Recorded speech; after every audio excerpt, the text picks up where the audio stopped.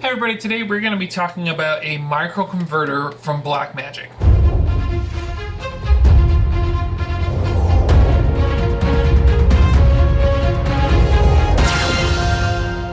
This is a bi-directional converter from Blackmagic. Now this is not the 3G version, but let's talk about that for a little bit and distinguish the difference between this particular device and the 3G version. Now, I'm going to go ahead and show you the Amazon ad here. This is the SDI to HDMI converter box.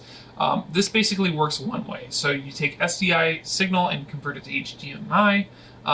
This is not that device, but it's very similar. This allows you to go both ways, so HDMI or SDI, so it has two ports for that, bi-directional, so it can go either direction. Okay, so let's talk about converters. I just spent like 3 minutes trying to figure this out, but the short of it is the standard conversions, especially like this box, they are no longer being produced, they are out of stock, and the 3G versions are being produced.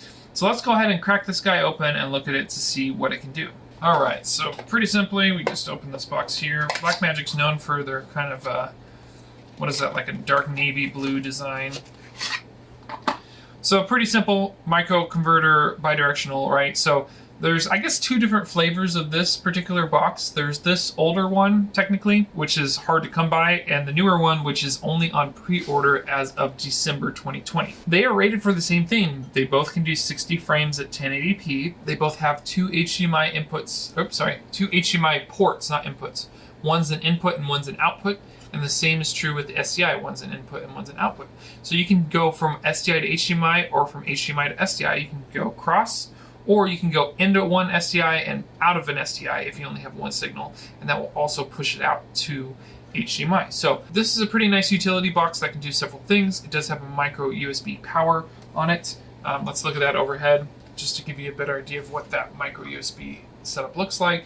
Micro USB, two SDIs like we talked about, and then two HDMIs on the back. Let me check, but I think the 3G one can also do LUTs. So let's go ahead and check that out.